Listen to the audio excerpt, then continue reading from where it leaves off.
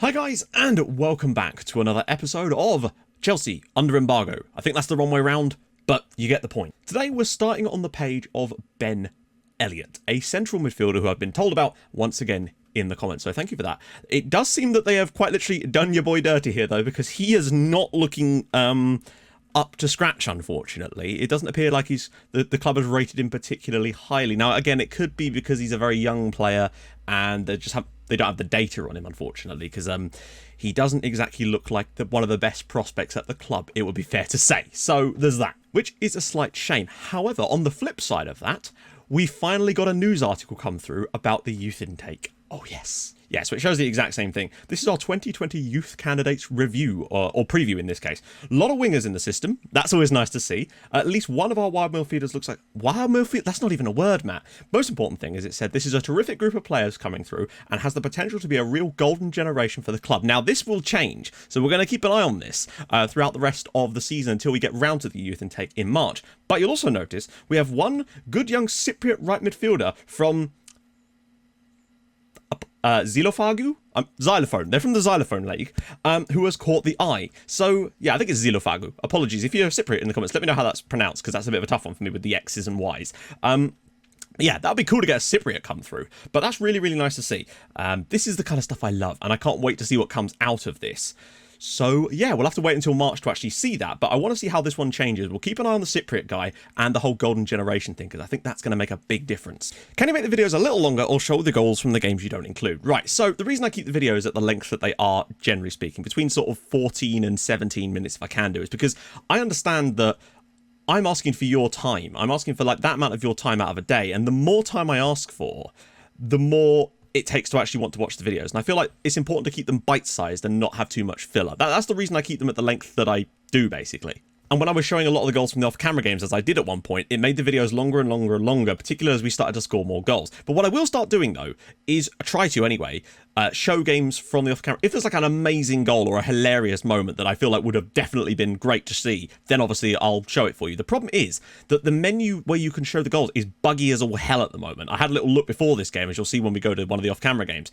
It just doesn't really work properly at the moment. Having the same issues with one-on-ones and the woodwork. Now, Matt has identified a slightly underrated problem here, the woodwork thing. People talk about the long shots and the one-on-ones, and I agree, but I think the woodwork is a bit of an under-the-radar issue too.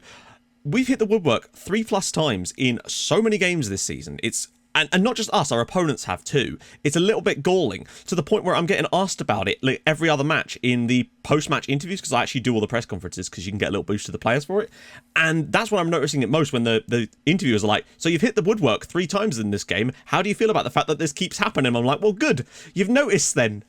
But yeah, I think the woodwork thing is a little bit too much. Like, is it like being dragged towards it? Is there a magnet in the ball? So first up, we play Palace. Now, you notice that the pitch is in the background. I tried to click on one of the goals so I could maybe show you one of them. Not that it was a great goal, just to sort of see what it looked like. And yeah, it was a buggy mess, unfortunately. And now this is in the background. So do excuse that for now. I need to just turn this off as well. A relatively comfortable victory, though. 2 more goals for Tammy Abraham. This is one of those games where we just needed to grind it out. We were still at the much better side, but we didn't hit the target enough. 2 goals to Tammy Abraham. A lovely little header for the first one, of course, assisted by Marcus Alonso, which was very, very nice. And then he grabbed one in the 93rd minute to kill off the tie. Still a pretty tight game, though, but we're doing a decent job defensively. But look at this one. Maximilian Meyer had a really decent game in the midfield for Palace. And then in a much tougher match, away at Leicester City, we once again came up with a victory, but Reece James scored his first senior goal for the club. He was played through on the right. He actually got behind, I think it was Pulisic, and just fired one in the bottom corner. Very, very pleasing for him. And then Olivier Giroud wrapped it up with a lovely ball. Tammy Abraham got round the side, squared it for once, which was nice. And Olivier Giroud basically had an open goal in this match. Pulisic was fantastic again. Emerson was fantastic again. Leicester had a lot of shots, but a little bit too many on target, not off target, from range for my liking. We hit the target a lot more and were really, really solid. But 2 more clean sheets, another 2-0 win. Really nice. And that actually does bring us back into the battle. We're now only 4 points behind Liverpool. The other teams are on for some insane seasons. When you actually look at the records they've got so far, approaching the halfway mark, none of them have dropped a huge amount of points.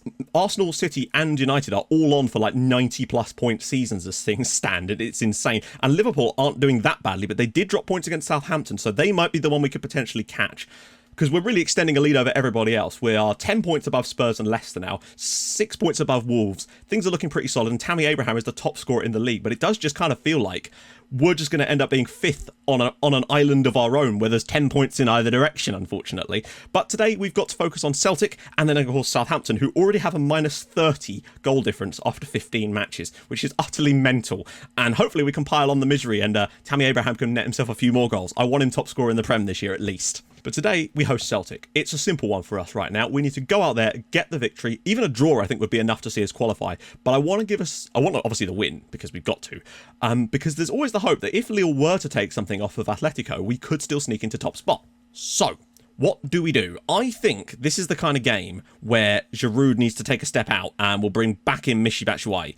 Because I just I feel like Giroud does really well in the league games against the slightly weaker teams because he can boss people around. But I feel like against teams like Celtic, actually, then again, Celtic are probably one of those types of teams, and maybe it would actually be more appropriate to play Giroud for this game. Is he still fit enough? Yeah, I'd say so. Kovacic is back, but he's still nursing a slight injury, so I might be tempted to bring Jorginho back in for a little bit, or Mason Mount. No, I think we've kind of got to go with Jorginho for this one. But the rest of these guys, absolutely dead set in the team. James and Emerson, love it. Van Hinkel's actually returning from injury too, which is really nice to see. So on the bench, we're going to go with Kovacic, Alonso, Mount, Loftus-Cheek, Azpilicueta, Hudson-Odoi, and Batshuayi. So Celtic play vertical tiki. We know what kind of approach they're going to go with. Hopefully they won't be able to get the sort of result that they did in the first game against them. So we'll go after Sinclair, go after Beton, and obviously Edouard. That'll probably do for now. We don't want to overdo it, as I always say. Forrest is a good dribbler, actually, so maybe we should press him just to try and take him out of the game a little bit. Wow, he's got 17 goals and a lot of assists too. Because the defeat would put us in problems. The defeat would see Celtic hop above us. And I really would like it if Lille could do us a little favour right now. Just take some... If they drew against Atletico and we got the win against Celtic, that would be enough for us to qualify in the top of the group. Just early goal, get things going. Lovely old job. Emerson's lost the ball there, though. Edouard flicks it down for Rogic. And well won by Kante. Pulisic might be in behind. Tammy Abraham is in behind. And it's a great save by Ben Forster. Not Ben Forster. Fraser Forster. That was a good opportunity straight off the start there. Giroud. Pulisic. Oh, roll it back for Jorginho. Go on, have a lap. Oh, tipped over by Forster. Good start, though. Getting some chances, some shots. Christensen flicked away. Comes back for Jorginho. And Giroud! And another big save. But we've got to take our chances when we come. Oh, and Giroud puts it in. There we go. He's at the back post. His 5th goal. He's getting a decent number of goals since he's returned to fitness. I have to say, that's his 5th goal already. We deserve that. First 3 minutes of this game, as much as it is only 3 minutes, we've been dominant. Emerson's ball through. Dreadful defending from Celtic. And we're putting it in again. I think Emerson's got 16 assists this season.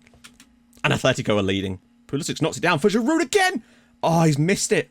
Honestly, this probably should be 2-0. Wow. This probably should be 2-0 by now, I'd say. Because at the moment, dominating the match, but I'm a little bit concerned about their ability to just nick a long-range strike or something. Emerson, Jorginho maybe to the edge of the box, and Giroud knocks it down for Pedro. That's more like it. Well, dominant first half performance, but really we should be 2 or 3 up right now. 2-0 in the other game with Diego Costa. I think second place is the best we're going to get here. These games, I always have the feeling that they're going to score some annoying goal and we've not taken our chances. That's the problem with them. Does anyone else notice as well? You're getting a lot of highlights where you literally join the highlight as the shot's already been taken and you're just seeing the corner. Unless that's because the highlight is going to be the corner. But I found sometimes I've seen chances for other teams where the chance was actually the bit before that and you don't see it. Sinclair, huge tackle by Reece James. Lovely stuff. Pulisic, we've got to make the runs, lads. He's found over the top for Giroud. He's going to miss, obviously. Yes, he has. Goes back for Kante. Get that ball out wide. Here we go. Reece James. Pulisic. Across for Giroud again. And he's hit the... I'm well aware that I'm making a rod for my own back by trying to play a system that is actually creating the high-quality chances rather than just taking long shots all the time. But I'm thinking about long-term in FM rather than trying to exploit the beta so much, you know? He's gone through a few... Oh, wow. Jorginho! And Pedro! Mental. Emerson's ball. Cleared away. Pulisic might have just have a shot. There you go. You might as well. Marcus Alonso. Jorginho. Oh, look. This is quite nice work, actually. And flicked all the way across for Reece James and Hudson-Odoi. Reece James again! And... Oh, Bolognoli. Beton. Rogic. Oh. You have got to be shitting me. I don't believe this. We've battered them the entire match. And then Rogic, crossbar, assist off the crossbar. And the keeper even gets a hand to it and I cannot believe that. Cleared away. Right, Hudson-Odoi. It's 2-on-1 now, lads. Come on, just keep running. He's going all the way through. Hudson-Odoi's in. And, of course, he's missed. Because it's a 1-on-1. Win it. Oh, you dare. In fairness, that was a 1-all. That was a 1-on-1 as well. He was never going to score. Oh, wait. Forrest is getting sent off for deliberate handball. James Forrest, red carded for deliberate handball. Wow, that's something I've not seen for a while. Just see out the final minute of this match and get away with a 1-all to get through. Very disappointing, given the way we've played on the night. We've actually been really good, for the most part. And here's Hudson-Odoi. Oh no, he missed. I was going to say, did the referee blow the final whistle before he was about to score there? What a mental game that was. Strange, it is all I can really say about that. The amount of chances we missed in that game is just classic. 16 saves by Fraser Forster. Of course, Celtic actually don't lose against us in this group, but we are through, thank God for that. Right, let's come back and try and batter Southampton and make ourselves feel better a bit, you know? Right, guys, we're back.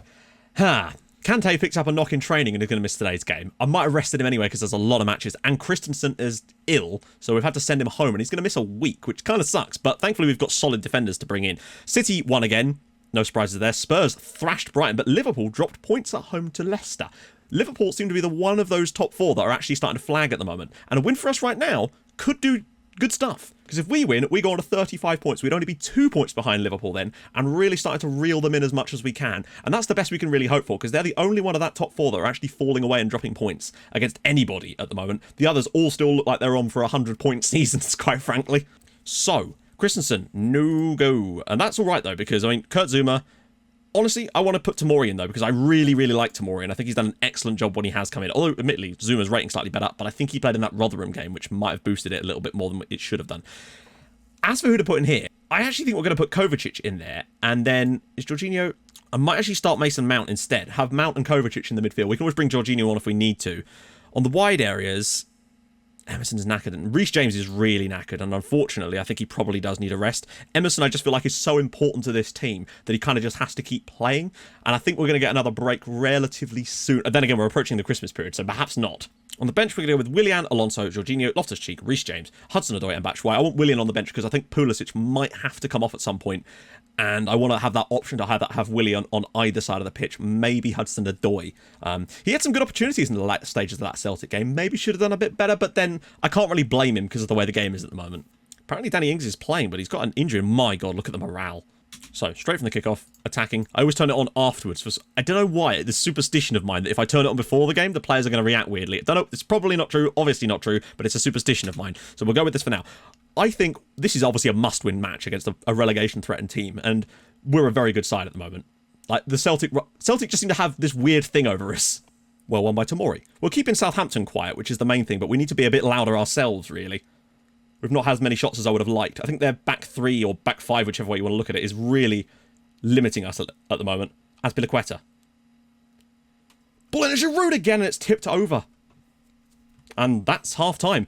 Chelsea 0, Southampton 0. They've done nothing, but we've not managed to break them down. We're going to have to be even more aggressive. Just got to go out there, do more of the same, find ourselves a winner. Even if it's only a grinding 1-0 result because we're a little bit tired or whatnot. Just get that result, get to within 2 points of Liverpool.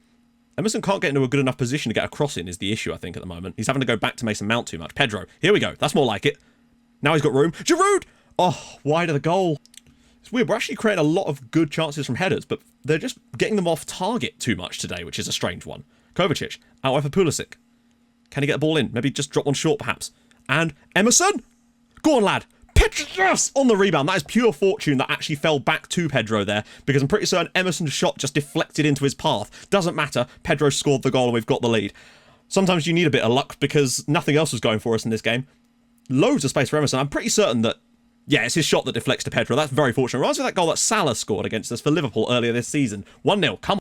We'd also be putting some distance between ourselves and Wolves. And Willian's now putting the free kick. There we go. That one wraps up the match. As always, the difficult chances. But there you go. Chelsea 2, Southampton 0. And surely now, whew, much like the Leicester and Palace games, we're just grinding out these sort of 2-0 victories where things aren't quite going right for us from an attacking perspective, but we're getting the goals anyway. Lovely stuff. I want to see if we can get through an entire game without actually... Oh, and Hudson-Odoi with a lovely shot at the back post. I want to get through an entire game without them having a single shot. Mason Mount. Giroud now puts it in. There's our corner goal. Olivier Giroud with his sixth goal of the season. Lovely assist by Mason Mount. We're 3-0 up now against Southampton. It took a little while for the floodgates to open, but now that they have, look at that. He's outjumped 3 defenders there. 3-0 to Chelsea. They've not had a single shot in the entire 90 minutes. That is mental.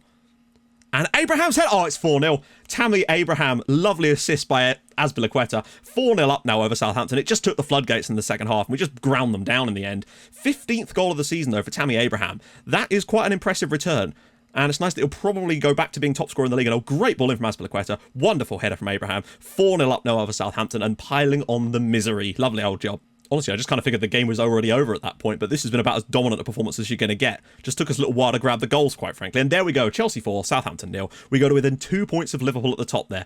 Not the top, you know what I mean. Pedro with the 68th minute was the first goal. Willian with the free kick. Olivier Giroud with a header from a corner. And then Abraham with a lovely crossed header there as well. Azpilicueta superb. Angus Gunn did a great job on the night, but it's just one of those weird games. We took what we needed in the end, though. That's the main thing. So next episode, it's going to be Manchester City at home. We've got Arsenal away in there as well, which is going to be insane. They are clearly the best team in this league right now, and anything we took from the Emirates would be an absolute miracle, quite frankly. But then Norwich away from home is another winnable one. But then Manchester City at home, that's huge. If we can get something there, it maybe could pull us back into the battle for the title even. Who knows? Anyway, if you've enjoyed this episode, and I hope you have, lots of goals, it's fair to say, then drop a like on the video. Also, we've now got like 3 straight Premier League clean sheets as well, which is very, very nice indeed. I'll see you guys soon. Thank you so much for watching. Bye-bye.